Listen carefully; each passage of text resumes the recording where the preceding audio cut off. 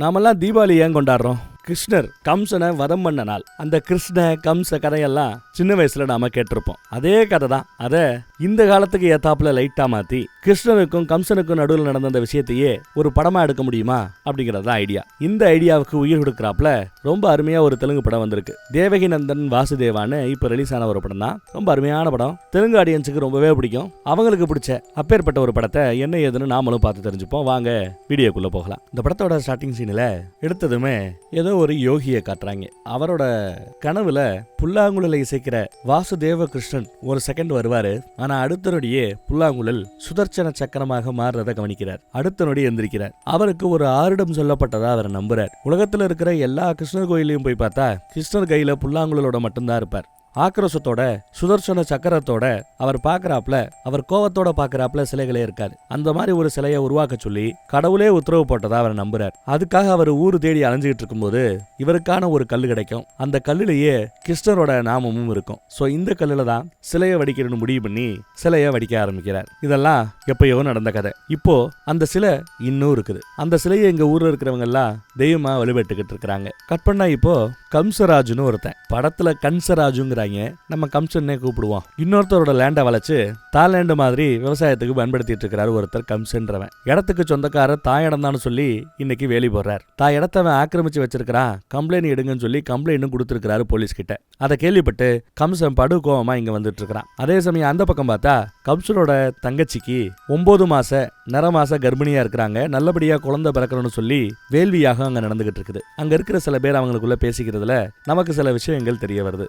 கம்சனோட தங்கச்சிக்கு 6 வயசு இருக்கும்போது ஏதோ பயங்கரமான வியாதி. அந்த வியாதியிலிருந்து குணப்படுத்துறத இந்த மாதிரி வேள்வியாகும், மத சடங்கு இதெல்லாம் அந்த தங்கச்சியை குணப்படுத்தி பாக்குறாரு. அதுல இருந்து அவருக்கு தான் தங்கச்சியை குணப்படுத்துற இந்த சடங்குகளின் மீது நம்பிக்கை வந்துருச்சு. ஆன்மீகத்தின் மீது ஆர்வம் கூடி போச்சு. வீட்டுல சில கதவு பூட்டப்பட்டே கிடக்கும். அதை திறக்க கூட கூடாதுன்னு அப்ப இருந்தே திறந்தா ஏதாவது ஆயிடுன்னு நினைக்கிறாரோ என்னவோ பூட்டப்பட்ட கதவாவே கிடக்கிறது இப்பயும். அந்த பக்கம் பார்த்தா கோவமா போன நம்ம கம்சன் ஒருத்தனை ஓங்கி ஒரு குத்து, 2 பேரை சேர்த்து கடப்பாறையால ஒரு குத்து, அடுத்து அங்க இருக்கிற எல்லா பேரையும் விதவிதமா வித்தியாசமா அடிச்சு கொலை பண்றார். அதே சமயம் இந்த பக்கம் பார்த்தா கம்சனோட வீட்டுக்கு போலீஸ் வருது. கம்சனை அரெஸ்ட் பண்ண வந்திருக்கிறோம், தன்னோட நிலத்தை ஆக்கிரமித்ததா சொல்லி ஒருத்தர் புகார் கொடுத்திருக்கிறாரு அப்படின்னு வந்து நிக்கிறாங்க. கம்சன் இங்க இல்ல, ஏன்னா அங்கதான் அவன் வெட்டி சாச்சிக்கிட்டு இருக்கிறானே. கிட்டத்தட்ட எல்லாரையும் வெட்டி சாச்சிட்டான். மிச்சம் இருக்கிறது அந்த லேண்ட் ஓனர் மட்டும்தான். அவர் பயந்து போய் காலில் விழுந்து மன்னிப்பு கேட்கிறார். அதுக்கு கம்சனும் நல்லதுக்காக அக்னி யாகம் நடத்தினாலும் சரி, இல்ல கெட்டதுக்காக அக்னி யாகம் நடத்தினாலும் சரி, யாகத்தை முழுமையா முடிக்கணும் அப்படின்னு சொல்லி மிச்சவிடக்கூடாதுன்னு லேண்ட் ஓனரையும் வெட்டி சாக்கிறாரு. அடுத்து மொத்த பேரையும் அந்த லேண்ட்லயே வச்சு கொளுத்த சொல்லிட்டு கிளம்பிடுறாரு. இங்க வந்து வந்தா போலீஸ் உன் மேல கம்ப்ளைண்ட் வந்திருக்குதுன்னு வந்து நீட்டுறாங்க. செத்து போனவன் கம்ப்ளைண்ட் கொடுக்கறதுல ஒரு லாஜிக்கும் கிடையாது.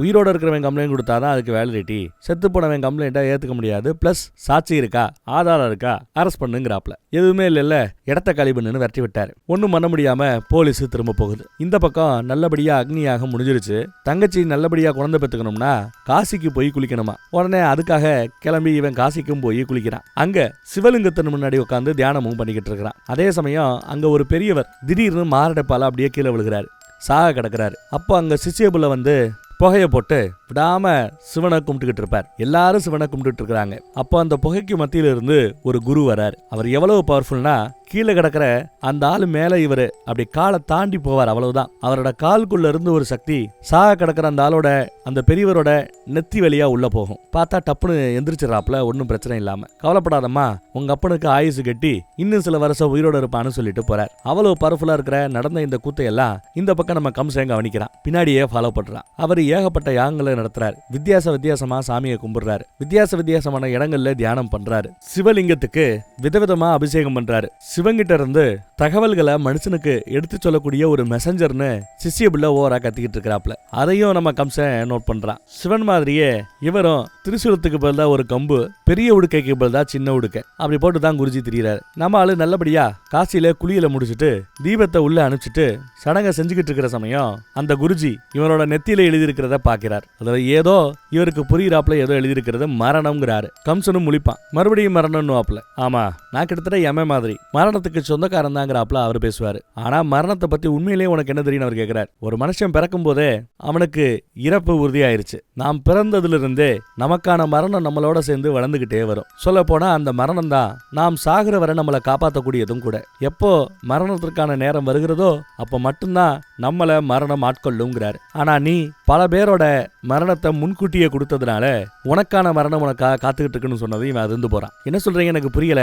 என் மரணத்தை கொடுக்க போறது யாருன்னு கேட்டா உன் தங்கச்சி வயித்துல வளர்ந்துகிட்டு இருக்கிற அந்த குழந்தை தான் உனக்கான மரணம்னு சொல்லிடுறாரு. கம்சன் அப்படியே அதிர்ந்து போறான். அதே சமயம் அந்த பக்கம் பார்த்தா பிரசவ வழியில தங்கச்சி துடிச்சுக்கிட்டு இருக்கிறா. இந்த பக்கம் இந்த குருஜி என்ன சொல்றாரு, உனக்கான மரணம் உன் தங்கச்சியோட வயித்துல இருந்து பிறக்க போற 3வது குழந்தையால நிகழும் அப்படின்னு ஆரிடம் சொல்றாரு. வீட்டுக்கு வந்ததுல இருந்து அதை பத்தி ஏன் நினைச்சிட்டு இருக்கிறான், என்ன பண்ணலாம்னு யோசிச்சுட்டு இருக்கிற சமயம் பார்த்தா போலீஸ்காரங்க விறுவிறுன்னு உள்ள வராங்க. வீட்டுல இருக்கிற அடியாட்கள் எல்லாத்துக்கும் ஒவ்வொரு போலீஸ் பிடிச்சுக்குது. நேரா வந்து இவனோட சட்டையை பிடிச்சு இழுக்கிறாரு போலீஸ். என்னையான்னு கேட்டா, நீ ஒருத்தனை கொலை பண்ணல நிலத்தகராறுல அந்த லேண்ட் ஓனரோட தம்பி உன் மேல கம்ப்ளைண்ட் கொடுத்திருக்கிறார், சாட்சியும் சொல்லி இருக்கிறார், மாட்டினையா அப்படின்னு சொல்லி சட்டையை பிடிச்சு தரன்னு இழுத்து கொண்டு போய் கோர்ட்ல ஆஜர்படுத்துறாங்க. பார்த்தா கோர்ட்ல தீர்ப்பு எப்படி ஆயிடுச்சு, இவருக்கு ஆயுள் தண்டனை அப்படின்னு உறுதி ஆயிடுச்சு. கோர்ட்ல இருந்து அப்படியே சோகமா வெளியில வர்றதை காட்டுறாங்க. அப்புறம் சில வருடங்களுக்கு பிறகு என்ன நடக்குதுன்னு இப்ப காட்ட பார்த்தா கிருஷ்ணா எங்க 30,000 ரூபாய் சேலை செய்யறதுக்காக 3 சேலை செய்யறதுக்காக கொடுத்தேன். சேலையும் ரெடியால கால் பண்ணா காலை எடுக்க மாட்டேங்கிறான். கிருஷ்ணா எங்கன்னு கேட்க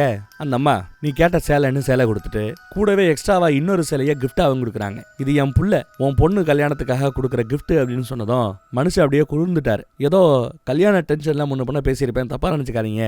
இப்ப கிருஷ்ணன் எங்கன்னு கேட்க வேறங்க வேலையில இருப்பான் அப்படிங்கிறாப்ல சொல்றாங்க. அன்னைக்கு ஊர்ல விசேஷம். ஒரு பொண்ணு ஸ்டேஜ்ல நின்று ஆளை பார்த்தா ஏதோ பண்ணையார வீட்டு பொண்ணு மாதிரி இருக்கிறா. பொதுவா மேல ஒரு பானையை கட்டி விட்டு கையில ஒரு கம்பு கொடுத்து அடிக்க சொல்லுவாங்கல்ல, கிட்டத்தட்ட அதே மாதிரி போட்டி தான். ஆனா கம்பை எடுத்துட்டு பானை அடிக்க வரும்போது யார் வேணாலும் அந்த வயலை தடுக்கலாமா. அதை தாண்டி அந்த பானையை யாரு உடைக்கிறாங்களோ அவங்க தான் ஜெயிச்சாங்கன்னு அர்த்தம். இந்த ஊரோட கதாநாயகனும் அவன் தான், ஹீரோவும் அவன் தான் அப்படின்னு பேசிட்டு இருக்கிறாங்க. பார்த்தா தண்ணிக்கு மத்தியில அந்த கம்பு இருக்குது, ஒரு வீலுக்குள்ள சுழண்டுகிட்டு இருக்குது. ஒரு 30 பேரு திடீர்னு ரவுடிங்க களத்துக்குள்ள இறங்குறாங்க. அவங்களுக்கு கேங் லீடர் ஒருத்தவன் இருக்கிறான். அதே சமயம் கூட்டத்துல ஒருத்தன் என்னதான் இருக்கட்டும் நம்ம பையன் தான் ஜெயிப்பான், ஏன்னா அந்த கேங்ல ஒரு 8 பேரு நம்ம ஆட்கள் அப்படிங்கிறாப்ல சொல்லிட்டு இருக்கிறான். பார்த்தா அப்படி ஜம்ப் பண்ணி பக்கத்துல நெருங்கி வரும்போது நம்ம ஆட்கள் ஒரு 8 பேருன்னு சொன்னோம்ல, கரெக்டா அந்த 8 பேரை மட்டும் சகதிக்குள்ள தள்ளி மிதிக்கிறாங்க. கண்டுபிடிச்சிட்டாங்க போல தெரியுது. எங்கடா நம்ம கிருஷ்ணா காணாமேன்னு பேசிக்கிட்டு இருக்க, மண்டாண்டா நம்ம கிருஷ்ணங்கிறாங்க ஃப்ரெண்ட்ஸு எல்லாம். ஆளு கையை காலை முறுக்கிக்கிட்டு மீசையை முறுக்கிக்கிட்டு களத்துல இறங்குறான். அங்கதான் நம்ம கிருஷ்ணரோட சிலையும் இருக்குது. கிருஷ்ணனை பார்த்ததும் இந்த கேங்கு அவன் அடிக்கிறதுக்காக களத்துல இறங்க அவங்க எல்லாரையும் ஸ்கிப் பண்ணி கேங் லீடர் எடுக்கிறதுக்குள்ள அருமையா கம்ப கிருஷ்ணன் எடுத்துறான். அடுத்து அங்க இருக்கிற 20 பேரையும் தூக்கி வீசுறான். ஊர்க்காரங்க எல்லாம் பார்த்து விசில் அடிச்சு என்ஜாய் பண்றாங்க. கம்பு எடுத்தாச்சு, அடுத்து பானையை உடைக்க போகணும். நடுவுல அந்த ரவுடிஸ் எல்லாம் தடுக்க பாக்குறாங்க. எல்லாரையும் ஸ்கிப் பண்ணி நம்மால அருமையா தாண்டி வந்துகிட்டே இருக்கிறான். ஒரு கட்டத்துல ரவுண்டு கட்டிட்டாங்க. அதுல ஒருத்தன் நம்ம வயலை பத்தி ஏதோ கெட்ட வாத்துல திட்ட காண்டானாலு அந்த வயலை அடிச்சு துணியை துவைக்கிறாப்புல தூக்கி வீசுறாரு. துவைச்சு முடிச்சுட்டாப்ல. மீதி ஆட்களை பிடிக்க சொல்ல ஈரிக்கி பிடிச்சிக்கிட்டானுங்க. கம்ப புடுங்க பாக்குறாங்க, விட மாட்டேங்கிறான். சும்மா ஒவ்வொருத்தரையும் இடிச்சு மசில்ஸ் தெறிக்க அடிக்கிறாப்புல. குறுக்க வரவங்க எல்லாத்தையும் தூக்கி வீசிக்கிட்டே இருக்கிறாரு. ஒருத்தவன் காலை பிடிச்சா அவனை மேல தூக்கி தரையில அப்படியே காலுக்கடியில போட்டு நசுக்கிறாரு. ஆனா இதுக்கு மத்தியில கையில இருந்த கம்பு பறந்துருது. கேங் லீடர் கைக்கு கம்பு போயிடுச்சு. பானையை உடைக்கிறதுக்கு கிளம்பிட்டான். குறுக்கால நம்ம ஹீரோ ஓடியாரார். அவன் பானையை அடிக்கிறதுக்கு ஏர்ல பறக்கும் போது அவனை எத்தி அவன்கிட்ட இருந்த கம்ப புடுங்கி ஏர்ல இருந்தாப்லயே பானையும் அடிச்சு கெத்து காட்டுறாரு மிஸ்டர் கிருஷ்ணா. கேங் லீடருக்கு பெரித்த அவமானம். பண்ணையார் மகளும் நம்ம ஊரு ஹீரோ கிருஷ்ணா தான் அறிவிச்சிட்டா. அடுத்து ஒரு இன்ட்ரோ பாட்டு முடிஞ்சதும் ஒரு ஜோசியக்காரரை காட்டுறாங்க. கிருஷ்ணாவோட அம்மா, உன் பிள்ளைக்கு ஏதாவது ஆபத்து வருமோன்னு சொல்லி பாக்குற, நீ எதிர்பார்த்தாப்லயே ஆபத்து இருக்குது, கூடவே அவனால வேற ஒரு உசுறு போறதுக்கும் ஆபத்து இருக்குது அப்படிங்கிறாங்க. யாரு? ஜோசியக்காரர். இந்த அம்மாவோ என்னோட 2 பிள்ளைய செத்து போச்சு, இவ என்னோட 3வது பிள்ளை, கடவுள் கொடுத்த வரமா நினைக்கிறது இவனைத்தான், அவனுக்கு நீண்ட ஆயுள் கிடைக்கும்னு கேட்டா இவனால ஒரு மரணம் நிகழ்ற பட்சத்துல இவனுக்கு நீண்ட ஆயுள் உண்டுங்கிறாரு ஜோசியக்காரர். ஆனா அப்படி ஒரு உசுரை எடுத்துட்டான்னா இவன் ஜெயிலுக்கு போக வேண்டியது வரும், இல்ல அவங்களால உன் பிள்ளைக்கு மரணம் ஏற்படலாம். இந்த 2ல 1 அடுத்த சில மாதங்கள்ல கண்டிப்பாக நிகழும். ஆனா இதுல எது நடக்குங்கிறது அந்த ஆண்டவனுக்கு தா வெளிச்சம்னு ஜோசியக்காரர் முடிச்சு விட்டார். ஒரு தாயத்தை கொடுத்து இதை உன் பிள்ளைகிட்ட கட்டி விடு, இது அவனை பாதுகாக்குங்கிறாரு ஜோசியர். ஏகப்பட்ட கயிறு ஏற்கனவே தொங்க, இதையும் கட்டி தொங்க விட்டாங்க அந்த அம்மா. எல்லா அம்மாக்களும் மாதிரி கோயில் ஏதோ சண்டை பட்டு நீ கேள்விப்பட்டேன், சண்டையெல்லாம் போடாதான்னு அட்வைஸ் போட்டுக்கிட்டு இருக்காங்க. பிரச்சனை வருதுன்னா ஒதுங்கி போக வேண்டாமான்னு கேட்டா அது என் கேரக்டர்லன்னு சொல்லிட்டு கிளம்புறான். வேலை பார்க்குற இடத்துல லீவு கேட்கிற ஒரு அம்மாக்கு பணம் கொடுத்து லீவும் கொடுக்குறான். கேட்டா சுதந்திரம் முக்கியம்னு டயலாக் வேற. கோயிலுக்கு வந்தா சத்யாங்கிற ஒரு பொண்ணை பார்த்ததும் விழுந்துடுறான். வம்புக்குனே அவளுக்கு முன்னாடி போய் நின்னுகிட்டு சாமி கும்பிடுவான். தீப ஆராதனை எடுத்துக்கும் போது கையில கட்டியிருந்த அந்த தாயத்து தட்டுல விழுந்துரும். அடுத்து இவ கும்பிடுவா. அவளுக்கு ஆசீர்வாதத்துக்காக பூவை கொடுக்கும்போது கூடவே அந்த தாயத்தும் அவகிட்ட போயிடும். பூவெடுத்து தலையில சுட கூடவே தாயத்தும் சேர்ந்து போய் உக்காந்துக்குச்சு தலையில. அதை எடுக்கலாமேன்னு வந்தா பொசுக்குன்னு சத்யா திரும்பிடுறா, முறைக்கிறா. என்னான்னு கேட்டா, என் தாயத்து உன் கூந்தல்ல மாட்டிக்கிச்சுன்னு சொல்லி எடுக்கிறான். எங்க அம்மா கொடுத்ததுங்கிறான். கேட்டா கட்டுறதுக்கு கஷ்டப்பட்டுக்கிட்டு இருக்க இவ ஹெல்ப் பண்ணி கட்டி விடுறான். கட்டி விட்டுட்டு கிளம்பியாச்சு. கூட இருக்கிற ஃப்ரெண்டு லைட்டா ஏத்தி விடுறான். வழக்கமா எல்லா ஃப்ரெண்டும் ஏத்தி விடுறாப்ல. என்னடா வெக்க வருது வெக்கம் அப்படின்னு வேற கிச்சு மிச்சு முட்டுறான். ஃபர்ஸ்ட் வந்தவ வந்திருக்கிற எல்லா பக்தர்களுக்கும் டீ குடுன்னு சொல்லுவா. சரி இன்னுவா. அப்புறம் கூல்ட்ரிங்க்ஸ் குடுன்னுவா. அதுக்கும் சரின்னு சொல்லிட்டு பின்னாடியே தெரியுவான். பின்னாடியே தெரிஞ்சா வேலை யாரு பாக்குறதுன்னு சத்தம் போடுறா அவ. நம்ம பசங்களுக்கு ஒன்னும் புரியல. எதுக்கு நம்மள டீ கொடுக்க சொல்றா, கூல்ட்ரிங்க்ஸ் கொடுக்க சொல்றா, வேலையை பாருங்கிறா, எதுக்கு நம்ம மேல இப்படி உத்தரவு போட்டுக்கிட்டே இருக்கிறாள்னு பார்த்தா, அங்க வந்திருக்கிறவங்க எல்லா பேருக்கும் சமையல் பரிமாறிக்கிட்டு இருக்கிறவங்க பிளாக் அண்ட் ஒயிட்ல யூனிஃபார்ம் போட்டிருக்காங்க. அதே ட்ரெஸ் தான் இவன் போட்டிருப்பான். அதனால இவனை சர்வர்னு நினைச்சிட்டா போல தெரியுது. கோயில் எல்லாம் கல்யாணம் நடக்கிறது வழக்கம் தானே. அந்த மாதிரி அங்க கல்யாண பொண்ணு ஒருத்தி லாஸ்ட் மினிட்ல கல்யாணம் பண்ணிக்க மாட்டேன்னு ஏதோ ஒரு மாதிரி வருத்தத்துல இருக்கிறா. என்ன மேட்டர்னு நம்ம ஹீரோ வந்து விசாரிக்கிறாரு. கட்டாய கல்யாணம் எல்லாம் ஒண்ணும் இல்ல, விருப்பப்பட்டு தான் கல்யாணம் பண்ணிக்கிறா. ஆனா சொந்த பந்தத்தை விட்டுட்டு போகணுமேனு வருத்தமா. அதுக்காக சுதந்திரம் கிடைக்கும் போது ஏன் வேண்டாங்கிறன்றா. இந்த ட்ரெஸ்ஸை போடு, அந்த ட்ரெஸ்ஸை போடு, இதை பண்ணு, அதை பண்ணாத, இதை ஏன் செய்யல, அப்படி இப்படின்னு ஏகப்பட்ட கேள்விகள் கேட்கப்படுவது பிறந்த வீட்டுல தான். கூட பிறந்த அண்ணன் தம்பி எல்லாமே உன் மேல அதிகாரம் செலுத்துவாங்க. ஸோ பிறந்த இடத்துல ஃப்ரீடம் இல்ல, போற இடத்துல மேபி உனக்கு ஏத்தாப்புல ஆட்கள் இருந்தா உனக்கு சுதந்திரம் தானே, நீயும் சந்தோஷமா தானே இருப்பேன்னு அட்வைஸை போட்டுக்கிட்டு இருக்கிறாப்ல. புருஷனை கைக்குள்ள போட்டா நீ தான் வீட்டுக்கு ராணின்னு வேற அட்வைஸை போடுறான். உடனே அவ சிரிக்க ஆரம்பிக்க கையோட கொண்டு போய் உட்கார வச்சு கல்யாணம் நடக்க இருக்கிற சமயம் வழுக்கியா ஒருத்தவர் வராரு. ரங்கா வந்துட்டான் கூப்பிடுறான் அப்படிங்கிறாரு. ஒரு 2 நிமிஷம் கல்யாணம் பண்ணிட்டுன்னு சொன்னா சீக்கிரம்னு மிரட்டிட்டு போறான். கூப்பிட்ட செகண்ட்ல போய் ஆகணும் போல. நான் கிளம்புறேன்னு சொல்லிட்டு பயந்துகிட்டே இவளும் கிளம்புறான். இதையெல்லாம் நம்ம ஹீரோ நோட் பண்ணிட்டு பின்னாடியே ஃபாலோ பண்ணி வராரு. பின்னாடியே ஃபாலோ பண்ணாதான்னு சொன்னா உன் காதுல இருந்து இது விழுந்துருச்சுன்னு எடுத்து கொடுக்குறேன். மாட்டிட்டவ கிளம்பிட்டா. அங்க இருக்கிற பொண்ணுங்க கிட்ட இவ பேர் என்ன அப்படின்னு விசாரிக்க, பேரு சத்யா, எங்க கூட தான் காலேஜ்ல படிக்கிறதா சொல்லுவாங்க. அவ போற காரையே பின்னாடி ஃபாலோ பண்ணிட்டு நம்ம ஆளு போறாரு. யாராவது நம்மளையே ஃபாலோ பண்ணிட்டு இருக்குன்னு அவன் நோட் பண்ணும்போது நம்ம ஆளு வம்புக்குனே காருக்கு முன்னாடி போய் 2 வீலரை போட்டு இறங்குறான். காருக்குள்ள இருந்து ரங்கான்னு ஒரு கேரக்டர் இறங்குது. அதாங்க அந்த பானையை உடைக்கிற சர்ச்சில் கேங்க வத்து ஜெயிக்கிறதுக்கு முயற்சி பண்ணான்ல கேங் லீடர், அவன் தான். அவன் பேர் தான் ரங்காவான். கேங் லீடர் இறங்கி வந்து என்னடா பண்றேன்னு கேட்க, என்னை மன்னிச்சிருங்கிறான். அன்னைக்கு இந்த மாதிரி கோவப்பட்டு ஒன்று அடிச்சிருக்க கூடாது, என் பசங்கள்லாம் என் மேல கோவமா இருக்கிறானுங்க, என்னதான் இருந்தாலும் ஒரு நல்ல மனுஷன் அடிச்சிருக்க கூடாதுன்னு நான் எல்லாம் ஃப்ரெண்ட்ஸுகள்லாம். நான் நல்லவன்னு உன்ட்ட யாரா சொன்னதுன்னு கேட்டா, உங்க முகத்தை பார்த்தாலே தெரியல, நானே புரிஞ்சுக்கிட்டேங்கிறாரு நம்ம ஹீரோ. இல்ல நான் நல்லவே இல்லைன்னு அந்த ஆளு பேச, எப்பா நீ வேகமா வண்டியில வந்துட்டு இருக்கிற, ரோட்டுக்கு குறுக்கால ஒரு வயசான பாட்டி கிராஸ் பண்ணி போகுது, என்ன பண்ணுவேன்னு கேட்டா பிரேக்க போடுவேங்கிறான். பாத்தியா இதுக்கு பேர் தான் நல்லவன், நீ நல்லவன் அது உனக்கே தெரியலங்கிறாரு. சரி நீ இப்ப ரோட்ல போய்கிட்டு இருக்கிற, 50 ரூபா நோட்டு ஒன்று கிடக்குது, 100 ரூபா நோட்டு ஒன்று கிடக்குது, நீ எதை எடுப்ப அப்படின்னு கேட்டா 100 ரூபா நோட்டை எடுப்பேங்கிறா. நீ 100 ரூபா நோட்டை தான் எடுப்பேன், ஆனா நானா இருந்தா 100 ரூபா நோட்டு 50 ரூபா நோட்டு ரெண்டையும் சேர்த்து எடுப்பேன். பாத்தியா என்ன மாதிரி நீ பணத்தாசை பிடிச்சவனும் கிடையாது, உன்னை விட ஒரு நல்லவனை பார்க்க முடியாது அப்படி இப்படின்னு சொல்லி புகழ்ந்து தள்ளுறாப்ல. என் கூட ஃப்ரெண்ட் ஆயிருன்னு கேட்க, எனக்கு நேரம் இல்ல, சரி நீ கிளம்புங்கிறாரு. உங்களுக்கு நேரம் இல்ல, எனக்கு நிறைய நேரம் இருக்குங்கிறா. நம்பர் மாத்திக்கலாமா நண்பா, நம்பரை கொடுப்பா அப்படின்னு கேட்க, அதெல்லாம் கொடுக்க முடியாது அப்படிங்கிறாப்ல. சரி ஏன் நம்பரை வாங்கிக்க அப்படிங்கிறாரு நம்ம ஹீரோ. சரி குட்ரான்னு சொன்னதும் ரொம்ப சத்தமா 9467374537 கத்துறா.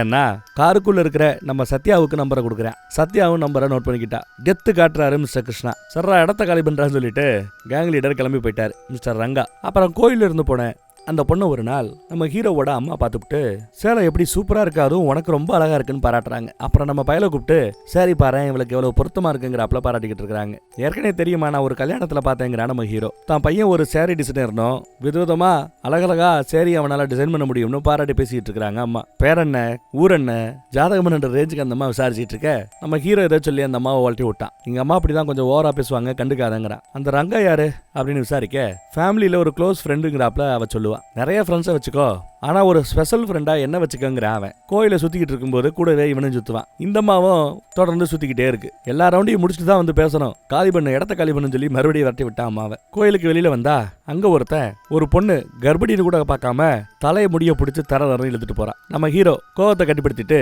புள்ளதாச்சி பிள்ளை இப்படி பண்ணாத, விடியான்னா வயிற்றுல இருக்கிற புள்ளைக்கு அப்ப நானு, நீ யாரா குறுக்க வர்ற அப்படின்னு நம்ம ஹீரோவையே எழுத்து பேசிட்டு இருக்கிறான். சுத்தி இருக்கிற கடைக்காரங்களோ அவன் பொண்டாட்டி, வயிற்றுல இருக்கிறது அவன் புள்ள, என்ன வேணாலும் பண்ணட்டும், கேட்கறதுக்கு நீ யாரான்னு கேட்க, சும்மா சைட்ல ஒரு அடி அடிப்பான் பாருங்க, கடைக்காரனை அடிச்ச அடிய பார்த்துவிட்டு பயந்து போய் பொண்டாட்டியோட முடியை பிடிச்சி இழுத்தவன் அமைதியாயிட்டா. அடிச்ச அடியில காதுக்குள்ள இருந்து ரத்த ஒழுக ஆரம்பிச்சிருச்சு. கர்ப்பமா இருக்கிற ஒரு மனைவியை எப்படி பாத்துக்கணும்னு கிளாஸ் எடுக்கிறான். குறுக்க அடிக்க வரவங்க எல்லாத்தையும் பறக்க வர்றான். கல்யாணம் ஆனதுல இருந்து டெய்லி அடிச்சு கொடுமைப்படுத்துறா சொல்லி அந்த பொண்ணோட அப்பா கதறாரு. அதை கேட்டதும் புருஷனை பொலிர்னு ஒரு அறை. சொல்லி கேட்கலனா அடிச்சு கேட்க வைக்கணும்னு இருக்கும் போதே இன்னொருத்தவன் அடிக்க வருவான். அந்த புருஷங்காரனோட தம்பி போல அண்ணனுக்கு வக்காலத்து வாங்கி வர அவனையும் அடிச்சு பறக்க வர்றாரு. அவனோட சொந்தக்காரங்க இன்னும் சில பேர் வருவானுங்க. அவங்களையும் அடிச்சு மண்ணக்கவ வைக்கிறாரு.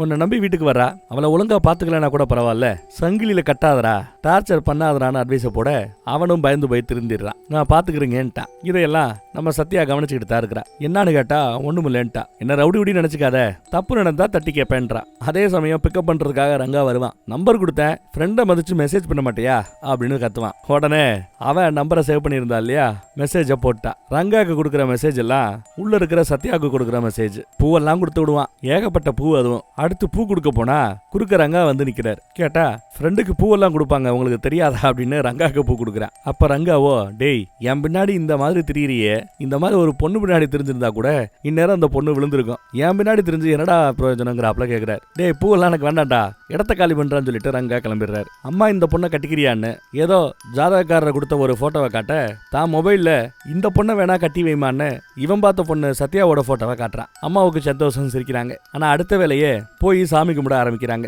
என் பிள்ளைக்கு ஏதாவது ஏற்பட்டா நான் செத்து போயிடுவேன், என்னோட ஒரே புள்ளாவன், அவனை காப்பாத்தனும் கும்பிட்டு இருக்காங்க. அங்க இருக்கிற சாமியாருங்க எலுமிச்சம்பழத்தை ஒரு துணியில கட்டி அதை அங்க இருக்கிற ஒரு கம்பத்துல கட்டி விட சொல்றாங்க. இவங்களும் பக்தியோட பிள்ளைக்கு எதுவும் நடக்கக்கூடாதுன்னு கட்ட, அதே சமயம் ஜெயில இருக்கிற நம்ம கம்சனை காட்டுறாங்க. இத்தனை வருஷமும் ஜெயில தான் கிடக்கிறாரு. 14 வருஷ தண்டனைக்கு பிறகு அவனை நமக்கு காட்டுறாங்க. கோர்ட்டுல தனக்கு தண்டனை வாங்கி கொடுத்த அந்த போலீஸ்காரனை அங்கேயே வச்சு கொண்டதுனால 14 வருஷ தண்டனைங்கிறது 21 வருஷ தண்டனையா மாறி போச்சு. இப்ப 21 வருஷம் ஆயிடுச்சு. நம்மளால முழிக்கிறான் கம்சன். இன்னும் 10 நாள்ல ரிலீஸ் ஆக போறானா. அந்த 21 வருஷத்துல அடுத்த தலைமுறையே இங்க உருவாயிடுச்சு. மெசேஜ் போட்டிருப்பான் இந்த இடத்துக்கு வான்ட்டு. அப்புறம் அந்த மெசேஜ் டெலிட் பண்ணிட்டு நம்பரையும் பிளாக் பண்ணி வச்சுட்டா. பார்த்தா அடுத்த அந்த இடத்துக்கு நம்ம ஹீரோ வந்து நிக்கிறான். 2 பேரும் பார்த்து பேசிக்கிறாங்க, பழகிக்கிறாங்க. அடுத்த நொடியே ஐ லவ் யூன்ட்டேன். அவ கோவப்படாம சிரிக்கிறா. உன்னை பார்த்த அப்பயே நான் கேட்கணும்னு நினைச்சேன், என்ன கட்டிக்கிறியான்னு கேட்கிறேன். பார்க்கணும், பேசணும், பழகணும், அதுக்குள்ள என்ன லவ்னு அவ கேட்கிறா. எனக்கு பொண்டாட்டியாகலனாலும் பரவாயில்ல, எங்க அம்மாவுக்கு மருமகள் ஆயிரு அப்படின்னு டயலாக் விட்டுக்கிட்டு இருப்பான். சந்தோஷமா திரும்புவா. ஆனா அடியாட்கள் 2 பேரை வரத பார்த்துட்டு நாளைக்கு பார்க்கலாம்னு சொல்லிட்டு கிளம்பிடுறா. அடுத்து பார்த்தா ஃப்ரெண்டோட மெக்கானிக்கல் ஷாப்ல உட்காந்துட்டு இருப்பான். காலேஜுக்கு வரமாட்டேன்னு மெசேஜ் போட்டிருந்தாலாம்.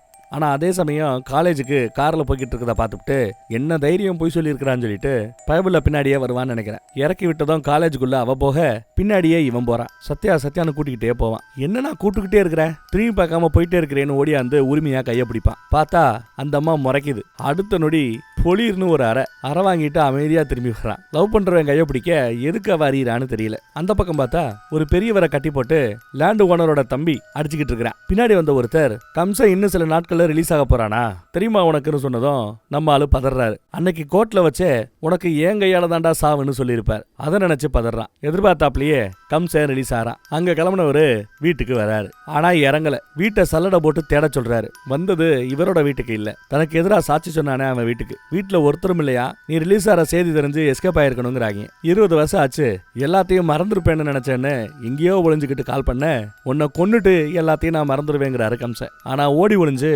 என் கோவத்தை இன்னும் அதிகப்படுத்திக்கிட்டே போறேன்றாரு அவரு. நான் ஓடி ஒளிகிறது என்ன காப்பாத்திக்கிறதுக்காக இல்ல, உன்னை கொல்றதுக்காகங்கிறா. என்ன கொல்றதுக்கெல்லாம் ஒருத்தன் பறந்து வரணும், என் கண்ணு முன்னாடி வந்துடாத, அப்படி வந்த அன்னைக்கு உனக்கு மரணம் நிச்சயங்கிறாரு கம்சன். அவனோட சொத்து பத்து வீடு எல்லாத்தையுமே நாம ஆக்கிரமிப்பு பண்ணணுங்கிறாரு கம்சன். உடனே அடியாட்கள் அதை தான் பண்ணிக்கிட்டு இருக்கிறோம், பண்ணி முடிச்சிருவோங்கிறாங்க. அந்த பக்கம் அவனை கொல்றதுக்கான டிராப்பை நாம செட் பண்ணணும்னு பேசிட்டு இருக்கிறாங்க. பார்த்தா கம்சனோட வண்டி வந்துகிட்டு இருக்கும்போது திடீர்னு வண்டி நிக்குது. டயரு பஞ்சரு போல தெரியுது. அப்ப அந்த பக்கம் நம்ம ஹீரோ கிருஷ்ணா வருவான். என்னாச்சு, ஏன் ரோட்ட மரிச்சாப்ல நிக்கிறீங்க அப்படின்னு வந்து விசாரிக்கிறான். ஓ பஞ்சரா, எங்க போறீங்க அப்படின்னு விசாரிக்கிறான். சேஷாபுரம் போகணுமா அவர் சொல்லுவாரு. சரி வாங்க நான் கொண்டு போய் டிராப் பண்றேன் வாங்க அப்படின்னு கூப்பிடுறான். கம்சனும் கிருஷ்ணரோட பைக்ல ஜம்முன்னு பின்னாடி உட்காந்து போய்கிட்டு இருக்கிறார். பேரன்னு கேட்டா கம்சராஜங்கிறான். என் பேரு கிருஷ்ணான்னு அறிமுகப்படுத்திக்கிறார். எங்க இருந்து வர்றேன்னு கேட்டா ஜெயில இருந்துங்கிறாப்ல. இவ்வளவு பக்திமயமா இருக்கிற நீங்க ஜெயிலா, என்னால நம்ப முடியலங்கிறான். கையில என்ன இவ்வளவு கயிறுன்னு கேட்க, எங்க அம்மா தான் என் மேல என்ன அம்புட்டு உசுருங்கிறேன் அவன். நான் எங்க அம்மாவோட 3வது குழந்தைன்னுவான். உடனே கம்சனோட கம்சனோட முகம் மாறும். உங்க அம்மாவோட பேர் என்னன்னு கேட்டா தேவகிங்கிறான். உடனே வண்டியை இறங்கி டிப்பாட்ட சொல்லி இறங்கிக்கிட்டு நீ போப்பா அப்படின்ட்டு கிளம்பிடுறாரு. எஸ், வீட்டுல இறங்கிட்டான். வீட்டுக்குள்ள போறான். வேலை பார்க்கறவங்க எல்லாம் ஓடியாந்து வணக்க வைக்கிறாங்க. வேலைக்காரம்மா பார்த்துட்டு அப்படியே பயத்துல தட்டை கீழே போடும் அதிர்ச்சியில. என் மருமக எங்கன்னு கேட்கறான் கம்சன். பார்த்தா அந்த பக்கம் நம்ம தேவயானியை காட்டுறாங்க. பிளாஷ்பேக்ல பார்த்தா கம்சனோட தங்கச்சி தான் நம்ம தேவயானி. காசில இருந்து வந்ததுமே உங்களோட 3வது புள்ளியால எனக்கு மரண நிகழ்னு சொல்லியிருப்பான் போல. அது பிரச்சனை ஆகிட்டு இருக்குது. தேவயானியுடைய புருஷனும் அப்ப கம்சனுக்கு மச்சான். இதெல்லாம் மூட நம்பிக்கைன்னு பேசிட்டு இருக்கிறார். பாத்தியா, உங்க அண்ணன் ஏதோ ஒரு ஜோசியக்காரங்களோட பேச்ச கேட்டு நம்ம 3வது புள்ளிய கொல்லணும்னு துடிக்கிறார். இல்ல, குழந்தை பிறந்து கொள்றதுக்கு பதிலா குழந்தை நீங்க பெத்துக்க வேணான்னு சொல்றேன், அவ்வளவுதாங்கிறாப்ல. இதுக்கு பிறகும் இங்கே என்னால இருக்க முடியாது, வா போலான்னு சொல்லி தேவயானி கைய பிடிச்சு அங்கிருந்து இழுத்துட்டு போக பார்க்க அப்படியே கழுத்துல ஒரு இறக்கு. மச்சான கொண்டு போட்டாப்ல. கம்சனோட பையன் அதை பார்க்க முடியாம அப்படியே கண்ணை முடிப்பாங்க. பிளாஷ்பேக்ல அந்த குருஜி சொல்லும் போது அப்ப அந்த 3வது குழந்தைய நான் பிறக்க விடாமையே செஞ்சிருவேன்னு ரொம்ப எகத்தாளமா அகங்காரத்துல பேசுவான். விதியை யாராலையும் மாத்த முடியாதுன்னு சொல்லிட்டு குருஜி போயிட்டே இருப்பாரு. தேவயானி கண்ணு முன்னாடியே புருஷனை கொண்டு போட்டான். அப்படியே அருந்து போய் நிப்பா. என் உசுறு நீயே, நீங்க இருந்து போக கூடாது, நீ அம்மாக போற, இதுக்கு பிறகு இந்த புருஷனோட தேவை என்ன அப்படிங்கிறான். ஆல்ரெடி நீ கர்ப்பமா இருக்கிற, புள்ள பிறக்க போகுது, இனிமே உனக்கு அவன் தேவையில்லை. அவன் இருந்தான்னா 3வது குழந்தை பிறந்தாலும் பிறந்துரும். அப்புறம் அந்த குழந்தைய நான் கொல்ல வேண்டி இருக்கும். உனக்கு எனக்கு தேவையில்லாம மனஸ்தாபம் வரும். அதுக்கு தான் இனி உனக்கு குழந்தையே பிறக்காதபடி அவனை கொண்டு விட்டேங்கிறார். இனி உனக்கு 3வது குழந்தை பிறக்க போறதும் இல்ல, என் உசுருக்கு ஆபத்து இருக்க போறதும் இல்ல அப்படின்னு வந்து நிக்கிறார். அப்படி பேசினவர் தான் இப்போ நேர்ல வந்து நிக்கிறார். என் மருமகளை பார்க்கணுங்கிறார். தேவயானி ஒரு மாதிரி ஆகி அப்படியே பயத்தோட கட்டுல வந்து உட்காருவாங்க. சத்யாவோட அம்மா தான் தேவகி போல. என்னம்மா அப்படி வந்து உட்காந்துருக்கீங்க கேட்க, உன் தாய் மாமா வந்துட்டான் அப்படின்னு வருத்தப்படுறாங்க. பயப்படாதம்மா, ஒன்னும் நடக்காதுன்னு ஆறுதல் சொல்றா. பார்த்தா இன்னொரு கை வந்து வைக்குது. அடுத்து பார்த்தா 3வது கை ஒண்ணு வருது. என்னடா குத்துன்னு பார்த்தா தேவயானி அப்ப கர்ப்பமா இருந்தா இல்லையா, அந்த ஒரே கர்ப்பத்துல 1 இல்ல 2 இல்ல 3 பிள்ளைகளை பெத்து போட்டிருக்காங்க தேவயானி. இத நம்ம தாய் மாமா எதிர்பார்த்துட்டு இருக்க மாட்டார். இப்போ பிளாஷ்பேக்ல வரிசையா அவங்களுக்கு 3 குழந்தை பிறக்கிறத காட்டுறாங்க. வெளியில இருக்கிற அடியாட்களோ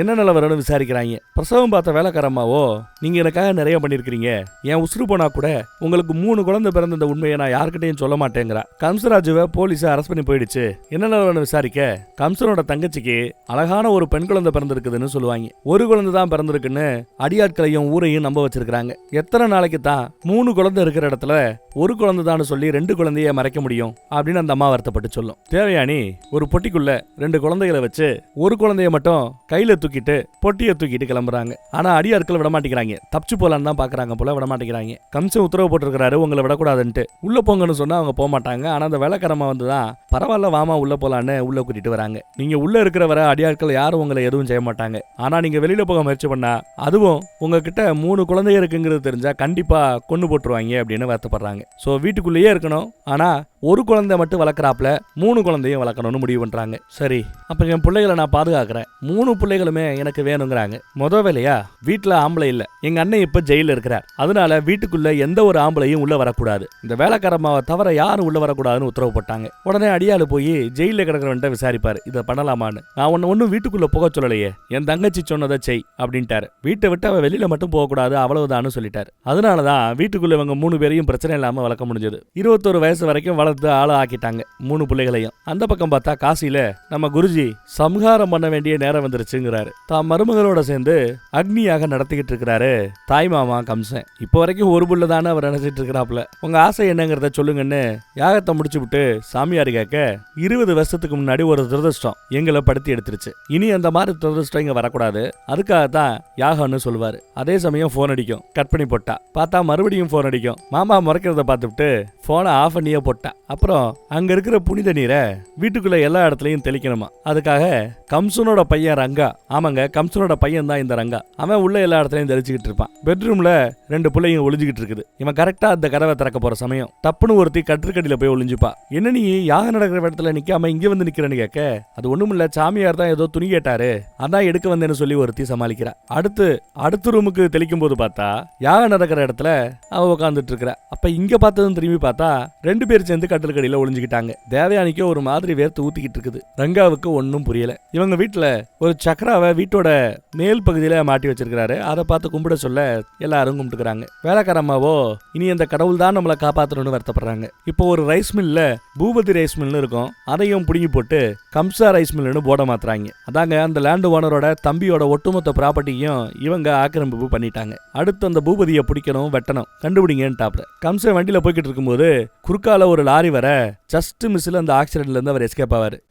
ஏன்னு கத்திக்கிட்டு இருக்கும் போதே ஒரு பாய் வந்து மூஞ்சில மசாலாவை போட்டு விட்டார். இன்னும் நிறைய பேர் வந்து மசாலாவை வீசுறாங்க. கண்ணு தெரியாமையே கம்சன் பல பேரை அடிச்சு தூக்குறாரு. பாயை கோடாரி எடுத்து முதுகுல ஒரு கொடை போடுவார். அடுத்து சில பேரு வயிற்றுல ஒரு கொடை போடுவாங்க. அதே சமயம் நம்ம கிருஷ்ணா அந்த பக்கம் வர ஒருத்த வெட்ட வருவான் பாருங்க, அவனோட கையை முறுக்கி அந்த ரவுடியை ஓங்கி ஒரு அடி. அடுத்து அங்க இருந்து ஆட்களோட சண்டை. அந்த கேப்ல நம்ம கம்சனும் மூஞ்சியை நல்லா கழுவி கண் பார்வை தெரிய ஆரம்பிச்சிருச்சு. அவன் பார்க்க ஆரம்பிச்சதுமே ரவுடிங்க எல்லாம் போதும்னு தப்பிச்சு ஓடிடுறானுங்க. தான் உசுரை காப்பாத்தின கிருஷ்ணனை கம்சன் கவனிக்கிறான். அவனோடயே இப்போ வீட்டுக்கும் வராரு. உள்ள புள்ளையாண்டார் அங்க இருப்பாப்ல. கம்ச உடம்புல காயத்தை பார்த்துட்டு என்னாச்சப்பா அப்படின்னு விசாரிப்பான். வாப்பா உள்ளன்னு வீட்டுக்குள்ள கூட்டு போறாரு. தனக்கு எந்த ஆபத்தும் வரக்கூடாதுன்னு பல வேள்விகளை செஞ்சு ரெடி பண்ணி வச்சிருக்கிற அந்த வீட்டுக்குள்ள கம்சனே வானு கூப்பிட கம்சனின் மரணம் கிருஷ்ணா உள்ள வரான். இந்த பக்கம் தேவகி அம்மாவோட மனசுல ஏதோ ஒரு படபடப்பு. பிள்ளைய காப்பாத்துன்னு வேண்டிக்கிறாங்க. அன்னைக்கு லிஃப்ட் கொடுத்த, இன்னைக்கு என் உசுரை காப்பாத்திருக்கிற, உனக்கு எனக்கு நடுவுல ஏதோ ஒரு பந்தம் இருக்கணுங்கிறாரு. அதே சமயம் ஒரு ஜோசியக்காரர் வரார். ஜாதகம் எல்லாம் நல்லா பொருந்தி வந்திருக்குன்னு ஜோசியக்காரர் சொன்னதுமே சத்யாவை கூப்பிடுங்கிறார். தேவயானியும் போய் சத்யாவை கூப்பிட்டு வருவாங்க. நம்மால ஓரக்கண்ணிலேயே பாக்குறான். என் புள்ள ரங்காவை என் தங்கச்சி பொண்ணு சத்யாவுக்கு கல்யாணம் பண்ணி வைக்க போறோன்னு ஒரு பெரிய குண்டை தூக்கி போடுறாரு. ரங்கா வெக்கப்படுறான். ஓ, இங்க வச்சுதான் அவரு ரங்காவோட அப்பா எனக்காக பயங்கர விசுவாசமா இருந்தான். அதுக்கு பிறகு அவரோட புள்ள எனக்கு விசுவாசமா இருக்கிறான். காலேஜ் கொண்டு போய் விடுறது வைக்கிறது எல்லா வேலையும் பண்ணிக்கிட்டு இருக்கிறது இவன் தான் என் தங்கச்சி மகளை கட்டிக்கிறதுங்கிறாரு. ஓஹோ, ஆக்சுவலா கம்சனுக்கு கல்யாணமே ஆல. கம்சனோட பையன் ரங்கா நினைச்சா அதான் இல்ல, இவருக்கு அடுத்த விசுவாசமான ஒரு ரவுடியோட பையன் தான் இந்த ரங்கா. தான் சொன்னா அவன் கேட்பாங்கிறதுக்காக கட்டி வைக்கிறாரு. கிருஷ்ணா என்னப்பா ஒரு மாதிரியா இருக்கிறேன்னு கம்ச விசாரிக்க, அது ஒண்ணுமில்ல சார், திடீர்னு நெஞ்சு வலிக்குது, நான் கிளம்புறேன், இன்னொரு நாள் பார்க்கலாம்னு சொல்லிட்டு கிளம்புறான். உனக்காக என் வீட்டு கதவுகள் எப்போதுமே திறந்தே இருக்குங்கிறாரு கம்சன். கண்டிப்பா வரசான்னு சொல்லிட்டு கிளம்புறான். போனதும் முத வேலையா சரக்கடிக்க ஆரம்பிக்கிறான். கேட்டா யாருக்கு கல்யாணமா போகுதுன்ட்டு பார்த்தா அந்த பக்கம் 3 பிள்ளைகள்ல 2 பிள்ளைங்க நீ எப்படி இந்த மாதிரி ஒரு கஷ்டமான சூழல்ல காதல்ல விழுகலான்னு சொல்லி அட்வைஸ் போடுறாங்க. லவ் பண்ணது என்ன குத்தமா அப்படிங்கிறா அவ. கரெக்டா தேவயானி அம்மாவும் உள்ள வராங்க. அங்க வச்சு தேவயானுடைய 3வது பொண்ணு நம்ம ஹீரோ கிருஷ்ணாவை காதலிக்கிற சத்யா. அவ கம்சனோட உசுரையே காப்பாத்துறது கிருஷ்ணன், நம்ம உசுரை காப்பாத்த மாட்டாரா அப்படின்னு லாஜிக்கா ஒரு கேள்வி கேட்கிறா. பார்த்தா அதே சமயம் வீட்டுக்குள்ளேயே நம்ம ஆளு நுழைஞ்சிட்டான். அவன் வாயை பொத்தி கமுக்கமா வீட்டுக்குள்ள கூட்டு வந்துட்டாரு. கொஞ்சம் சரக்கடிச்சிட்டே வந்திருக்கிறான் போதையில. கதவை சாத்தினா உள்ள தேவயானி அம்மா இருக்கிறாங்க. உங்க அம்மாவான்னு கேட்டு உடனே கையை கட்டிட்டு அடக்கமாயிட்டான். இந்நேரத்துல ராத்திரி நேரத்துல வந்தது தப்பு தான், ஆனா வேற வழி இல்ல. தப்பாவே எல்லாம் நடக்கும்போது தப்பான நேரத்துல வர்றதுல தப்பு இல்லன்ட்டு நான் உங்க பொண்ணை லவ் பண்றேன், உங்க பொண்ணு என்ன லவ் பண்றா, இந்நேரத்துல வேற ஒருத்தனை கட்டி வைக்கிறது எனக்கு பிடிக்காதுங்கிறான். எனக்கு ஒரு பதில் தெரியற வர இங்கிருந்து நான் போக மாட்டேன்னு சொல்லி தரையிலேயே உட்காந்துட்டான். பார்த்தா கட்டில் கட்டில 2 பேர் ஒளிஞ்சிட்டு இருக்காங்க. எந்திரி, அப்புறம் எல்லாத்தையும் பேசிக்கலாம்னு சொன்னாலும் எந்திரிக்க மாட்டேங்கிறான். சரி எந்திரிக்கலாமேன்னு முயற்சி பண்ணும்போது வலிக்கு விழுவான் பாருங்க. கட்டில் கடியில ஒளிஞ்சிட்டு இருக்கிற 2 பேரை பாக்குறான். நின்னுக்கிட்டு இருக்கிற தான் ஆளை பாக்குறான். இவனுக்கு ஒன்னும் புரியல. போதையில நமக்கு 3ஆ தெரியுதோ அப்படின்னு யோசிக்கிறான். ஷாக்ல வாயை பொத்திக்கிட்டு ஒளிஞ்சிட்டு இருக்கிறவங்கள வெளியில வாங்குங்கிறான். அப்பதான் அவனுக்கு ஞாபகத்துக்கு வரும். காலேஜ்ல ஒரு ஆள்கிட்ட அடி வாங்குவான்ல, கைய பிடிச்சு அடிச்சது நான் தான் ஒருத்தி சொல்லுவா, வழக்க வச்சுட்டா. அப்புறம் கிரிக்கெட் விளையாடும் போது ஒரு பொண்ணை பார்த்திருப்பான். அதுதான் நான் இன்னொரு அம்மா சொல்லி சிரிச்சுக்கிட்டு இருக்குது. நான் காதலிச்ச பொண்ணு நீதானு சத்யா கிட்ட கன்ஃபார்ம் வாங்கிக்கிறான். ஆனா நீங்க 3 பேரும் எனக்கு தெரியாது, ஊர்க்காரங்களுக்கும் தெரியாதே, என்ன நடக்குது இங்கன்னு விசாரிப்பான். பிளாஷ்பேக் கதையெல்லாம் நம்ம தேவயானி எடுத்து சொல்லுவாங்க. தான் அண்ணனுக்கு தெரியாம, ஊர்க்காரங்களுக்கு தெரியாம 3 குழந்தைகளை இந்த வீட்டுக்குள்ளேயே வளர்த்தது எவ்வளவு பெரிய கஷ்டங்கிறத எடுத்து சொல்றாங்க. 3 குழந்தைகளையும் ஒரே சமயாலதான் வெளியில இருக்கிறவங்களுக்கு 3 குழந்தை இருக்குன்னு தெரியும். அதனாலேயே தூக்க மருந்து கொடுத்து 2 குழந்தைகளை படுக்க போட்டால வேற வழி தெரியாம அப்படியெல்லாம் கஷ்டப்பட்டு இருக்கிறா. முதல் பிறந்த குழந்தைக்கு சத்தியவதின்னும், 2வது பிறந்த குழந்தைக்கு சத்திய லீலான்னும், 3ஆவதா பிறந்த குழந்தைக்கு சத்திய பாமான்னும் பேர் வைப்பாங்க. 3 குழந்தைகளையும் படிக்க வைக்கணும். ஆனா அட் அ டைம்ல 3 குழந்தைகளை ஸ்கூலுக்கு அனுப்ப முடியாது. திங்கக்கிழமை மூத்தவ போனா செவ்வாய்க்கிழமை நடுவில் இருக்கிறவ போவா, புதன்கிழமை 3ஆவதா பிறந்த குழந்தை போகணும். இப்படி போய் படிச்சுக்கணும் அப்படின்னு சொல்லி கொடுத்தே குழந்தைகளை வளர்த்துருக்காங்க. ஒரே பேர் தான், சத்யாங்கிற காமன் பேரை எல்லாரும் பயன்படுத்தணும். நீங்க 3 பேரும் தனியாள் இல்ல, ஒரே ஆள்னு சொல்லியே வளர்த்திருப்பாங்க. அப்ப இருந்தே நம்ம ரங்கா கூடையே தான் தெரியாம போல தெரியுது. ஒருத்தி ஸ்கூலுக்கு போனாலும் அங்க என்ன கத்துக்கிட்டா, என்ன தெரிஞ்சுக்கிட்டாங்கிற எல்லாத்தையுமே மத்த 2 பேருக்கு ஷேர் பண்ணிக்கணும். 3 பேர்ல ஒருத்தருக்கு உடம்பு சரியில்லைனாலும் 3 பேருமே அந்த ஒருத்தர் குணமாகிற வரை ரெஸ்ட் எடுக்கணும். நாங்க 3 பேர் பிறக்காம ஒரே புள்ளையா பிறந்திருந்தா இவ்வளவு கஷ்டம் இல்லைன்னு ஒருத்தி சொல்லி அழுவா. இன்னொரு பொண்ணும் இவ்வளவு கஷ்டப்பட்டு பயந்து தினம் பயந்து வாழ்றத விட பேசாம 2 குழந்தைய கொன்னுடலாமே அப்படின்னு சொன்னதும் தேவயானி உணர்ச்சப்பட்டு கட்டி பிடிச்சுப்பாங்க. ஒன்னாகாது, நான் காப்பாற்ற வேணும் வாக்கு கொடுத்துருப்பாங்க தேவயானி. எங்களை உயிரோட வாழ வைக்கிறதுக்காக எங்க அம்மா தினம் செத்து பொழக்கிறதா சொல்லி வருத்தப்பட ஹீரோவே அந்த கதையை கேட்டு அழுவாரு. அப்புறம் எல்லா பிள்ளைகளும் அழ ஆரம்பிச்சிடும். இனி உங்க பாரத்தை நான் ஏத்துக்கிறேன், உங்களுக்கு இனி கவலை வேண்டாம், இனி இவங்களுக்கு சுதந்திரத்தை வாங்கி கொடுக்க வேண்டியது ஏன் பொறுப்புன்னுவான். மாமியார் கையை பிடிச்சு சத்தியமும் பண்ணிடுறான். அடுத்து நம்ம கிருஷ்ணா பகல்லையே வீட்டுக்கு வருவான். கம்சனை பாக்குறது கேட்கறதுக்காக. என்ன மேட்டர்னு விசாரிக்க, ஃபேக்டரியில எல்லா வேலையும் அம்மாவே பாத்துக்கிறாங்க, நான் சும்மா தான் இருக்கிறேன், எனக்கு ஏதாவது வேலை கொடுங்கன்னு வந்து நிக்கிறான். சரி காலேஜ்ல போய் பொண்ணை விட்டுட்டு வரேன்னு சொல்ல, வேண்டாம் வேண்டாம், இந்த நில பிரச்சனை பத்திர பிரச்சனை எல்லாம் என்னன்னு பாரு கிருஷ்ணா, நீ போய் டிராப் பண்ணிட்டு வான்னு அனுப்பிச்சு வைக்கிறார். இனிமே சத்யாவை டெய்லி காலேஜ்ல கொண்டு போய் விடுறது ஓ வேலைன்னு வேலை கொடுக்குறாரு, டிரைவர் வேலை. அவளுக்கு ரொம்ப சந்தோஷம். சத்யாவுக்கு வண்டி நிப்பாட்டி அந்த பொண்ணுகிட்ட ஐடியா கொடுக்குறான். உங்க ஒவ்வொருத்தரால வெளியில கூட்டியாரேன், 2 பேரும் இங்க இருந்து வேற ஒரு மாநிலத்துக்கு ஷிஃப்ட் பண்ணிடலான்னு பேசுவான். ஆனா அதுக்கு சத்யா ஒத்துக்கல. இல்ல, நாங்க ஒரு பேக்கேஜ் மாதிரி வாழ்ந்தா ஒன்னா தான் வாழுவோம் அப்படின்னு சொல்லிட்டாங்க. ராத்திரி பார்த்தா போன்ல எனக்கு பயமா இருக்குது, இந்த கல்யாணத்தை எப்படி நிப்பாட்ட போறேன்னு பேசிக்கிட்டு இருப்பா. அதெல்லாம் நான் பாத்துக்கிறேன்னு நம்ம கிருஷ்ணா போன்ல பேசிட்டு இருப்பான். மாப்பிள்ள சிரிங்கிக்கிட்டே அங்கிட்டு போய்கிட்டு இருக்கிறான். நம்மளும் அங்கதான் இருக்கிறாரு. பைபிள்ல ஏதோ பேசணும்னு வந்து நிக்கிறான். பேசியான்னு கேட்டா, இப்ப பேசல, கம்சா அங்கிள் வந்தாலும் வந்துருவாரு, அவரை தூங்கட்டும், உங்க அம்மா தூங்கட்டும், அப்புறம் பிரைவேட்டா வந்து தனியா வந்து பேசுறானா. அவன் போன பிறகு என்ன மேட்டர்னு வந்து விசாரிக்கிறாரு நம்ம கிருஷ்ணா. அவளை எடுத்து சொல்லுவா. சரி அவன்கிட்ட வரும்போது பிரியாணி வாங்கிட்டு வர சொல்லு அப்படின்னு சொன்னதும், என்ன புரியலன்னு கேப்பா. போய் சொல்லுன்னு சொல்ல சரின்னு வந்து இவ, எனக்கு பிரியாணி வேணும், சாப்பிட்டுக்கிட்டே பேசலாம் என்ன அப்படின்னு சொல்லிட்டா. பிரியாணி கொஞ்சம் எக்ஸ்ட்ராவே வாங்கிட்டு வா என்ன அப்படின்னு சொல்லி அனுப்புறா. பிரியாணி வாங்கிட்டு மறுபடியும் வரும்போது நம்ம ஹீரோ என்னன்னு விசாரிச்சா, அவ கூட பேச போறேன்னு குஷியா இருக்கிறான். உன் சந்தோஷம் தான் ஏன் சந்தோஷம், நல்லபடியா போயிட்டு வாங்குறான் கிருஷ்ணா. பிரியாணி வாங்கி ஒரு புடி பிடிக்கிறா. அத மீன் 2 பொண்ணுகளும் அங்க பாத்துட்டு இருக்காங்க. மாப்பிள்ள ஓவரா குலையிறாரு. கல்யாணம் ஃபிக்ஸ் ஆனதுல இருந்து உள்ள அப்படியே குளிர்தான், ஏதோ பண்ணுதான். ஃபுல்லா சாப்பிட்டு முடிச்சுட்டா கொஞ்ச நேரத்திலேயே பிரியாணி வேணுங்கிறா. இதுக்கு தான் எக்ஸ்ட்ரா கேட்டாளா அப்படின்னு பானையை கொடுக்க, சாப்பிட்றத இப்படியே கண்கொள்ளாம பாத்துக்கிட்டு இருந்தா எப்படி, கண்ணமோடு, நான் சொல்லும் போதுதான் நீ பாக்கணும் அப்படின்னு சொல்லிவிட்டு சத்யா அந்த பக்கம் போயிட்டு நடு பொண்ணை இந்த பக்கத்துல அனுப்பிச்சு விட்டுருவா. அவ ஒரு கை பிடிக்கலாமேன்னு பிரியாணியை போட்டு ஒரு பிடி பிடிக்கிறா. இப்ப ஓபன் பண்ணலாமான்னு கேட்க, ஓபன் பண்ணுன்னு சொல்லிவிட்டு அடுத்த ரவுண்டு பிரியாணிய முக்குன்னு முக்குறா. இன்னும் பேய் மாதிரி சாப்பிட்றாளேன்னு இவன் பாப்பான். சாப்பிட்டு முடிச்சுட்டு எனக்கு பிரியாணி வேணும்னு மறுபடியும் கத்த ஆரம்பிக்கிறா. பார்சல்ல இருந்து அடுத்த பாக்கெட்டு அதையும் மொத்தமா கொட்ட சொல்ல கொட்டுறான். கண்ண முடிஞ்சதும் நடு பொண்ணு போயிட்டு மூத்த பொண்ணு வந்து உட்கார்றா. அவ ஒரு சமக்கால போட்டு மொத்தமா அள்ளி சாப்பிட்டுட்டு இருக்கா. நான் பேசுறத நீ கேக்குறியா இல்ல தின்னுகிட்டே இருக்கிறியான்னு விசாரிக்க, பசியில இருக்கேன், பசியில நீ பேசுற எனக்கு கேட்காது அப்படிங்கிறா. அடி பாவி, 3 பார்சல முக்கி விட்டு பசியா இருக்குங்கிறாளேன்னு இவனுக்கு ஷாக். சரி நீ நாம எங்க சாப்பிடுறது, மிச்சத்தை நீயே சாப்பிடுன்னு சொல்லிவிட்டு சோகமா அங்க இருந்து கிளம்பிட்டான். அப்படியே புலம்பிட்டு போகும்போது அங்க ஒருத்தி கை கழுவிட்டு இருப்பா. சாப்பிட்டுட்டு இருந்தவ இங்க வந்து எப்படி கை கழுவா, அதுக்குள்ள அதுவும் எனக்கு முன்னாடின்னு இவனுக்கு ஒரே குழப்பமா இருக்குது. பிரியாணி நிறைய கேட்டேன், கொஞ்சம் தான் வாங்கிட்டு வந்திருக்கிற, நெக்ஸ்ட் டைம் நிறைய வாங்கிட்டு வான்னு சொல்லிட்டு போவா. இவ இந்த தின்னா நம்மளால பொழைக்க முடியாதோ அப்படிங்கிறா ரங்கா. அப்புறம் ரங்கான்னு செல்லமா கூப்பிடுவா. என்ன பிடிக்குமான்னு கேட்டா ரொம்ப பிடிக்கும்னு அவன். திடீர்னு துண்டு ஏதோ வரும், எடுத்து கையை துடைக்கும் போது ஆமா துண்டை கொடுத்தது யாருன்னு பின்னாடி திரும்பினா ஒரு திணிப்பா. அப்போ இவ்வளவு நேரம் பேசிக்கிட்டு இருந்த பொண்ணுங்கன்னு பார்த்தா அதை காணோம். பேய்தா இருக்குமோன்னு இவனுக்கு குழப்பமா இருக்குது. நடந்த எல்லாத்தையும் நம்ம கிருஷ்ணன் கிட்ட எடுத்து சொல்ல, மேபி பேயா இருக்கும், உன் ஆளுக்கு பேய் பிடிச்சிருக்குமோ அப்படிங்கிறாப்ல எடுத்து சொல்லுவான். அதையும் கேட்காம இவன் லைட்டா போய் பேசி கொடுத்துட்டு வாயன் தனியா ஒதுங்கோம்னு ஒரு ரூம் பக்கம் ஒதுங்க அவ லைட் ஆஃப் பண்ண சொல்லுவா. லைட் ஆஃப் பண்ணதுமே சும்மா முக்குன்னு மொக்கி தெளிறாங்க. அடி வாங்கிட்டு சோகமா வெளியில வந்துட்டு இருப்பான். என்ன இவ்வளவு வேர்த்து விறுவிறுத்து இருக்கு, செம என்ஜாய்மெண்ட் போலங்கிறாப்ல நம்ம ஹீரோ பேசுவார். பிரியாணியை சாப்பிட்டா அடுத்து வெளுத்து எடுத்துட்டா, முத்தம் கேட்டா புலின்னு அடிக்கிறா. கல்யாணத்துக்கு அப்புறம் என்னெல்லாம் நடக்குமோ அப்படின்னு வருத்தப்பட்டு போவான். அடுத்து பார்த்தா கம்சனை கொல்ல பார்த்தான்ல ஒரு பாய், அந்த பாயை பிடிச்சி தூக்கிடுறாங்க. பூபதி எங்கன்னு விசாரிக்கிறாரு. பூபதி எங்க இருக்கிறாங்கிறத நான் சொல்லிட்டா, லேண்ட் ஓனரோட தம்பி எங்க இருக்கிறாங்கிறத நான் சொல்லிட்டா, என்ன விட்டுருவீங்களான்னு கெஞ்சிறாரு பாய். கொடுத்த வாக்கம் வீசின கத்தியும் எப்பவுமே தவறுனது இல்லைன்னு ஒரு டயலாக் விடுவாரு நம்ம கம்சன். சொல்லு அவன் எங்க இருக்கிறான் அப்படின்னு கேட்க, அவனும் இடத்த சொல்லுவான்னு பார்த்தா அதே சமயம் நம்ம சத்யா காலேஜை முடிச்சு கார்ல வந்து இறங்குவா. இதாண்டா சான்ஸ்னு சொல்லி ஏதோ ஒரு கோயிலுக்குள்ள ஒளிஞ்சிட்டு இருக்கிறாப்ல சொல்லி அங்க இருந்த கத்திய பிடுங்கி அந்த பொண்ணு மேல கத்திய வைப்பான். இதை பார்த்தது நம்ம ஹீரோக்கு வரும் பாருங்க கோவம். அவன் கழுத்து இருக்க போறதுக்குள்ள பொண்ணை காப்பாத்திடுவான். ஆனா பொண்ணோட கையில கீரல் பட்டுரும். அந்த கோவத்துல ஓங்கி முதுகுல ஒரு எத்து விடுவான் பாருங்க. சறுக்கிக்கிட்டே போகும்போது கழுத்து சேர்த்து ஒரு வெட்டு, அவ்வளவுதான். ரத்தம் தெறிக்க வெட்டி தள்ளிட்டாரு. அந்த பொண்ணு அதிர்ந்து போயிருக்கும். உள்ள கூட்டு போக சொல்ல பொண்ணு உள்ள போயிடுச்சு. அதே சமயம் அந்த பக்கம் மேட்ரு நம்ம லேண்ட் ஓனரோட தம்பிக்கு தெரிய வர, இனிமே பொறுக்க வேண்டாம், வீடு புகுந்தவனை வெட்டணும், ஆட்களை ரெடி பண்ணுங்கடான்ட்டாரு. அடுத்து இந்த பக்கம் பார்த்தா ராத்திரி 3 பொண்ணுங்களோட அம்மா உக்காந்துகிட்டு இருக்கும்போது ஜிலுதுப்புன்னு அந்த பக்கம் போன கம்சனுக்கு சவுண்டு கேட்டு தொலைஞ்சிருது. கதவை திறந்தா 1க்கு 3 பிள்ளைங்க. விடுவாரா, ஒவ்வொருத்தங்களா கொல்ல ஆரம்பிக்கிறாப்ல. அம்மாகாரி கனவு கண்டு அப்படியே பயந்து போய் எந்திரிப்பா. இந்த மாதிரி தினமும் கனவு வரும், அப்புறம் எப்படி தூக்கம் வரும்? தனக்கு முன்னாடி ஒருத்தவன் வெட்டப்பட்ட அந்த ரத்தமெல்லாம் தெரிச்சதுல ஒரு மாதிரி அதிர்ந்து போய் அந்த பொண்ணு கட்டிலேயே படுத்து கிடப்பா, வெளியில வரமாட்டான். ஆனா வெளியில டாக்டர் அம்மா வந்திருக்காங்க அவளை பார்க்கணும்னு சொல்லி. டே நீ போய் கூட்டு வாடான்னு அவன் அனுப்பிவிட அவன் கூப்பிடுறதுக்கு உள்ள வருவான். இவ வேற எந்திரிக்கிற நிலைமையில இல்ல. அதை புரிஞ்சுக்கிட்டு பக்கத்துல இருக்கிற மத்த 2 பேரும் அவங்க கையிலயும் கட்டு போட்டிருக்காங்க.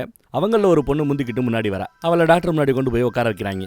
கையெல்லாம் ஒன்றும் பிரச்சனை இல்லை, நல்லா தான் இருக்குன்னு சொல்லுவா. இல்ல கட்டை பிரிச்சு பார்க்கணும்னு டாக்டர் அம்மா சொல்லிட கம்சனும் பிரிக்க சொல்றான். பிரிச்சு பார்த்தா உள்ள காயம் இருக்காதுன்னு நாம நினைப்போம், ஆனா காயம் இருக்கு. என்ன இருக்குன்னா 3 பேருக்கும் வலியோ சந்தோஷமோ யாருக்கிட்டையும் மாட்டாம இருக்கணும்னா அதை ஷேர் பண்ணிக்கணும்னு அம்மாவே கத்தி எடுத்து மத்த 2 பேரோட கையை கிழிச்சு விடுறாங்க. அந்த பக்கம் பார்த்தா தன் அம்மா கிட்ட ஹீரோ கிருஷ்ணா தேவயானிக்கு நடக்கிற அந்த கூத்தெல்லாம் சும்மா ஒரு புக்ல கதையா படிச்ச, கஷ்டமா இல்ல அப்படின்னு விசாரிக்கும் போது அந்த மாதிரி இருக்கக்கூடிய குடும்பத்துக்கு யாராவது ஒருத்தர் உதவி பண்ணணுங்கிறாப்புல இந்த அம்மா சொல்லிட்டு போயிடுது. அதை சீரியஸா எடுத்துக்கிட்டு ராத்திரி வீட்டுக்குள்ள வந்து இவங்க ரூமுக்குள்ளேயே வந்து உங்களை காப்பாத்தி கூட்டிட்டு போறேன், ஒரு கை பாத்துக்கலாங்கிறாப்புல பேசிட்டு இருப்பான். ஆனா அதே சமயம் லேண்ட் ஓனரோட தம்பி சில ஆட்களை ஏவி விடுறான். அவங்க சத்தம் இல்லாம உள்ள வராங்க. உள்ள வந்து கம்சனோட பெட்ரூம்குள்ள புகுந்து படுத்து கிடக்கிறவன சரமாரியா வெட்டுறாங்க. ஆனா வெட்டின பிறகுதான் பாக்குறாங்க அது வெறும் தலைவாணி போர்வை. நம்மால் இந்த பக்கம் ஜாலியா நின்று வேடிக்கை பாக்குறாரு. அவங்க அத்தனை பேரையும் அடிச்சு பொழுது கட்டுறாரு. என்னடா வெளியில சத்தம்னு நம்ம ஹீரோ வெளியில போனா அவனையே ஒருத்தன் வெட்ட வருவான், அடிச்சு தம்சம் பண்றாரு. அடுத்து பார்த்தா அந்த பக்கம் ஒரு 10-20 பேரு, இந்த பக்கம் கம்சனோட ஆட்களும் வெளியில ஏதோ ஒரு வேலையா போனவங்க வந்துட்டாங்க. வெளியில ஆட்கள் நிறைய செத்து கிடக்கிறத பார்த்துட்டு அவங்களும் ஆயுதத்தை எடுத்துட்டு உள்ள வந்து 2 குரூப்புக்கு நடுவில் படு பயங்கரமா சண்டை நடந்துகிட்டு இருக்கும். இது பத்தாதுன்னு களத்துல நேரடியா லேண்ட் ஓனர் தம்பி வந்து நிக்கிறான். ஒரு 6-7 பேர் கூட இப்ப கடைசியா அவங்கள உள்ள அனுப்ப எல்லா பேரையும் வெட்டி சாக்கிறாரு கம்சன். அடங்க மாட்டேங்கிறாரையா. அவங்கள வெட்டி சாத்ததுனால கடைசியில லேண்ட் ஓனர் தம்பியே நேருக்கு நேரா போய் கம்சன் கூட சண்டை போடுறாங்க. 2 பேரும் மாத்தி மாத்தி அடிச்சுக்கிட்டு உடிச்சுக்கிட்டு தள்ளிக்கிட்டு என்னதான் அப்படி இப்படி முக்கிக்கிட்டு இருந்தாலும் கடைசியா பார்க்கும்போது அங்க மிச்சம் இருக்கிறது லேண்ட் ஓனர் தம்பி மட்டும்தான். நீட்டா சேர போட்டு உட்காந்து அவன் கழுத்தை கோழி ஏக்கரோட கழுத்தை இருக்கிறாப்புல அறுத்து போட்டு முடிச்சு விட்டாங்க. அப்புறம் எல்லாரோட பாடியையும் தோட்டத்துக்குள்ள குழி தோண்டி புதைக்க சொல்லியும் உத்தரவு போட்டார். பண்ண பாவத்தை கழிக்கிறதுக்காக நான் காசிக்கு போய் குளிச்சுட்டு வரேன்னு கிளம்பிடுறார். அங்க கூட வந்த நம்ம ரங்கா கிட்ட இதுக்கு முன்னாடி காசிக்கு வந்திருக்கிறியா நீ அப்படின்னு விசாரிக்கிறார். இல்ல நான் வந்ததில்லைன்னு சொல்லுவான். இங்க பழசு நடந்ததெல்லாம் சொல்லி காட்டுறாரு. 3வது குழந்தை பிறக்கிறதுக்கு வழியே இல்லாத மாதிரி நான் செஞ்சுட்டேன்னு சந்தோஷப்படுவார். ஆனா அதே சமயம் ஏதோ ஒரு டைலாக் விடுவாருங்க. அந்த ஆண்டவன் எனக்கு வச்ச அந்த விதியவே நான் மாத்திரவே நானு, இனி அந்த ஆண்டவனே நினைச்சா கூட எனக்கு மரணம் இல்லைன்னு சொல்லிட்டு சீனை போட்டுக்கிட்டு படிக்கட்டுல நகரும்போது படியில வலிக்கு விட்டு பக்கத்துல இருந்த சூலாயுதத்துல வில போனவன காப்பாத்துறது சாட்சாத் அதே குருஜி தான். ரொம்ப ஆணவத்துல ஆடாத அப்படின்னு எடுத்து சொல்லுவாரு. அவன் என் மச்சானையே கொன்னுட்டேன், இனி என் தங்கச்சி குழந்தை பெற்றுக்கிறதுக்கு வாய்ப்பே கிடையாது அப்படின்னு சொல்லுவார். ஆனா உனக்கோட அழிவுக்கு காரணமான அந்த 3வது குழந்தை எப்பயோ பிறந்துருச்சு அப்படிங்கிறார். என்னையா சொல்ல வர? எனக்கே தெரியாம என் தங்கச்சி 3 குழந்தைகளை என் வீட்லயே இத்தனை வருஷம் வளர்க்குதுன்னு சொல்ல வரையா? சே அதெல்லாம் நம்ப முடியாதுங்கிறாப்புல பேசுவார். ஆனா பின்னாடி இருக்கிற நம்ம ரங்காவுக்கு இப்பதான் உரைக்கும். ஆஹா அப்ப நம்ம பார்த்தது அவங்க 3 பேரை தானா அப்படின்னு இப்ப புரிஞ்சுக்கிறார் ரங்கா. அந்த பக்கம் நம்ம ஹீரோ வீட்டுக்கு வருவார். வீட்டுக்கு வந்து அம்மா என்னடா அடிக்கடி லேட்டா வர்ற, என்னடா மேட்ரு, என் மேல சத்தியம் உண்மையை சொல்றான்னு சொன்னதும் வேற வழி இல்லாம இவனும் உண்மையை சொல்லிடுவான். அதெல்லாம் கேட்ட பிறகு இந்த அம்மா கதறுவாங்க. என்னாச்சுமா ஏமா அழுகுறன்னு கேட்க கையை பிடிச்சி விறுவிறுன்னு இழுத்துட்டு போய் பூஜை ரூமை திறந்து காட்டும் போதுதான் அடுத்த ட்விஸ்ட் வெளியில வருது. என்னன்னா கம்சனுக்கு கிட்டத்தட்ட 21 வருஷம் தண்டனை வாங்கி கொடுத்தார்ல போலீஸ்காரர், கோர்ட்டு வாசலே வச்சு வெட்டினதுக்காக கூடுதலா 6 வருஷம் கொடுத்துருப்பாங்க. அந்த போலீஸ்காரரே இவர் தான், நம்ம ஹீரோவோட அப்பா. உங்க அப்பனை கொண்டதான் தான், நீயும் நானும் சேர்ந்துதான் இறந்து போன என் புருஷனுக்கு கொல்லி வச்சோன்னு அந்த பழைய பிளாஷ்பேக் எல்லாம் எடுத்து சொல்லுவாங்க. அதுல இவன் பயங்கரமா இன்னும் காட்டாவான். அவன் சாவு உறுதி. ஒன்னு அவன் என்ன சாகடிக்கணும், இல்ல நான் அவனை சாகடிச்சிட்டு ஜெயிலுக்கு போகணும். இந்த 2 தவிர வேற எதுவும் நடக்கிறதுக்கு வாய்ப்பு இல்ல. ஒரு கை பார்க்கத்தான் போறேன்னு சொல்லிட்டு கிளம்பிடுவான். அடுத்த நாள் அவன் கொடுத்த அந்த தன்னம்பிக்கையிலையும் உத்வேகத்திலையும் அவனை நம்பி தைரியமா தேவயானி வெளியில வர்றா. தன்னோட 3 பிள்ளைகளையும் கூட்டிட்டு வெளியில வர்றான். கோயில்ல முதல் வேலையா கும்பிடுறதுக்காக தான் வந்திருக்காங்க. ஊர்க்காரங்க எல்லாம் அதிசயமா பார்ப்பாங்க. என்னடா இது ஒரு குழந்தை தான் அப்படின்னு நினைச்சா 3 குழந்தையா நமக்கு தெரியாம வளர்த்து வச்சிருக்காருன்னு ஊரே பார்த்துக்கிட்டு இருக்குது. கரெக்டா வண்டியா அவங்க வந்து இறங்குறாங்க. என் முன்னாடி பிள்ளைகளை தைரியமா காக்குற ரேஞ்சுக்கு நீ வந்துட்டியா நீயே அப்படின்னு தங்கச்சியை பார்த்து கேட்பாரு. உன் தங்கச்சி இல்ல என் பிள்ளைகளோட அம்மா, நானு என் பிள்ளைகளை காப்பாத்துறதுக்காக எந்த எக்ஸ்ட்ரீமுக்கும் போவேன்னு தேவயானின்னு சொல்லிக்கிட்டு இருப்பேன். நம்மளால கத்தி எடுத்து வரும் முதல் வேலை என்ன பண்றது தெரியுமா? தனக்கு விசுவாசமான அடியால் ஒருத்தர் இருப்பான்ல அவனை தான் குத்தி கொள்றாரு. அதாவது நம்ம ரங்காவோட அப்பனை. ஏன்னா இத்தனை வருஷம் இந்த உண்மை தெரியாம என்னடா புடுங்கிட்டு இருந்தேன்னு சொல்லி கொள்றாரு. தான் அப்பாவை தான் முன்னாடியே கொள்றத பார்த்த ரங்கனுக்கு கோவம் வரும். டே கிருஷ்ணா, இந்த மாதிரி ஒரு ஆள்கிட்ட வேலை செஞ்சதை நான் ரொம்ப கேவலமா நினைக்கிறேன், இந்த ஆளை போட்டு தள்ளுறான்னு பேசுனதும் காண்டானவர் அவனோட கழுத்தெடுத்து அவனையும் கொண்டு போட்டுறாரு. அடுத்து தான் அடியாட்களை ஏவி விட எல்லாருக்கூடையும் நம்ம ஹீரோ பயங்கரமா சண்டை போடணும். நல்லா தான் சண்டை போட்டுட்டு இருக்கிறான். கிடைக்கிற எல்லாரையும் அச்சு தூக்கிக்கிட்டு இருக்கிறான். ஆக்ஷன் எல்லாம் கொஞ்சம் அதிகமா ஓவரா தான் இருக்குது. ஆனா விதியோட விளையாட்டு, ஒருத்தன் கட்டை எடுத்து தலையில ஓங்கி ஒரு அடி, இன்னும் 2 பேர் சேர்ந்து ஓங்கி அடிக்க ஆரம்பிக்க அப்படியே கீழே விழுந்து மயங்கி போயிட்டான். அப்புறம் தேவயானிய மித்த பொண்ணுங்களை எல்லாரையுமே கழுத்துல கத்திய வச்சிட்டாங்க. நம்ம ஹீரோவை போட்டுட்டு தான் அவங்கள போடணும்னு நினைக்கிறாங்க போல. ஒருத்தர் அருவா எடுத்துட்டு வந்து நம்ம ஹீரோவோட தலையை மட்டும் வெட்டுறதுக்காக ஓங்குவான் பாருங்க. எங்கேயோ இருந்து வந்த கல்லு அந்த கத்தியை தட்டி விடும். என்னடான்னா கையில லத்தி எடுத்துட்டு வராங்க அம்மா. தான் புருஷனோட போலீஸ்ல இருந்தப்போ பயன்படுத்தின லத்தி போல. அதை எடுத்துட்டு வந்து 4 பேர் அடிச்சு பொழந்து கட்டிட்டு தம் புள்ளைய எந்திரின்னு 4 வார்த்தை பேசுவாங்க. அப்ப குறுக்க வரவங்களையும் அடிக்க அந்த அம்மாவை பொலிர்னு ஒரு அரவிடுவான் நம்ம கம்சன். அவ போய் அந்த பக்கத்துல முட்டும் போது கிருஷ்ணான்னு கத்துற அந்த சத்தம் அவனுக்கு கேட்க ஹீரோ மறுபடியும் மறுபடியும் எந்திரிக்கிறார். மறுபடியும் ஆக்ஷன் ஆரம்பமாகுது. மறுபடியும் சும்மா அடிச்சு பொழந்து கட்டுறாரு. ஆனாலும் நிறைய கம்சங்கிட்ட அடி வாங்கி ரத்தம் கொப்பளிக்கத்தான் செய்யுது. இருந்தாலும் ஈடு கொடுத்து சண்டை போட்டுக்கிட்டு இருக்கிறான். ஒரு கட்டத்துல நம்ம ஹீரோவை மேல தூக்குனாலும் எத்தி கீழே தள்ளுறான். அடுத்து நேருக்கு நேரம் அடிக்க போவாங்க பாருங்க. 2 கையையும் முறுக்கிடுறான். காலில் ஒரு எத்து, கை 2ஐயும் ஒரு மாதிரி உடைச்சு பின்னாடி இருந்து ஓங்கி ஒரு எத்து. இப்ப எங்கடா போச்சு உன்னோட அகங்காரம்னு கேட்பான். அவ்வளவுதான், கையை முறுக்கி விட்டதுனால அவனால பெருசா செயல்பட முடியல. உன்ன மாதிரி ஆட்கள் இருக்கவே கூடாது, உன் மரணம் என் கையால தான் சொல்லி அருவாவும் கையில எடுத்தாச்சு. அதே சமயம் கீழே கிடந்த கத்திய நம்ம கம்சன் கையில எடுத்து வச்சுக்கிட்டான். எங்க அப்பங்கிட்டே ஒன்னு அனுப்புறேன்னு சொல்லி ஓங்கி வெட்ட போகும்போது குறுக்கால பிடிச்சு அவன் வெட்ட வருவான். அதை நம்ம ஹீரோ தடுப்பாரு. பிடிச்சு தள்ளி விட்டுவிட்டு 2 பேரை ஓங்கி அடிக்கும் போது ஆயுதமும் மோதும் போது கம்சங்கிட்ட இருந்த அந்த அருவா, கத்தியா அருவாவா, அது கிருஷ்ணரோட சிலையில இருக்கிற சுதர்சன சக்கரத்தின் மீது போய் படும். அந்த நொடி கிருஷ்ணரோட 10 அவதாரத்தையும் அடுத்தடுத்து நமக்கு காட்டுவாங்க. எல்லாம் ஏஐல உருவாக்கப்பட்ட இமேஜஸ் நினைக்கிறேன். கம்சனை இவன் கொண்டா இவன் ஜெயிலுக்கு போகணும். அதுக்கு மாற்றா இங்க வேற ஒரு விஷயம் நடக்க போகுது. ஒட்டுமொத்த அவதாரங்களும் ஆயுதங்கள் எடுக்கிறாப்ல காட்டுவாங்க. ஆனா நிஜத்துல என்ன நடக்குதுன்னு பாருங்க. அந்த கத்தி போய் மோதுனதுல சிலையோட கையில இருந்த அந்த சுதர்சன சக்கரம் அந்த போர்ஸ்ல அதை சுத்தி இந்த பக்கத்துல இருக்கிற ஒரு கம்பத்துல படும். அந்த கம்பத்துல தான் நம்ம ஹீரோவோட அம்மா அவன் நல்லா இருக்கணும், எந்த ஆபத்தும் வரக்கூடாதுன்னு சொல்லி எலுமிச்சம்பழம் எல்லாம் கட்டியிருப்பாங்க, வேண்டி இருப்பாங்க. அதுல பட்டு அப்படியே நேரா போய் கம்சனோட கழுத்தை அறுத்து போட்டுரும். எல்லாம் அதிர்ந்து போவாங்க. கிருஷ்ணரே நேர்ல வந்து கொண்டாப்ல அவங்க நினைச்சு அந்த சிலையை கும்பிடுறாங்க. பின்னாடி ஏதோ பிரகாசமான ஒளி தெரியும், தேஜஸ் தெரியும். கடைசியா கிருஷ்ணரோட சிலையை காமிச்சு படத்தை இந்த இடத்துல முடிச்சிடறாங்க. காலங்கள் போயிடுச்சு. சுதர்சன சக்கரம் உடஞ்சு போச்சுல்ல, அதை மறுபடியும் சரி பண்ணி சிலையில செட் பண்ணிட்டாங்கன்னு நினைக்கிறேன். மறுபடியும் விரல்ல சுதர்சன சக்கரம் நிற்குது. வேற ஒரு நல்ல கதையில மறுபடியும் சந்திப்போம். தேங்க்யூ.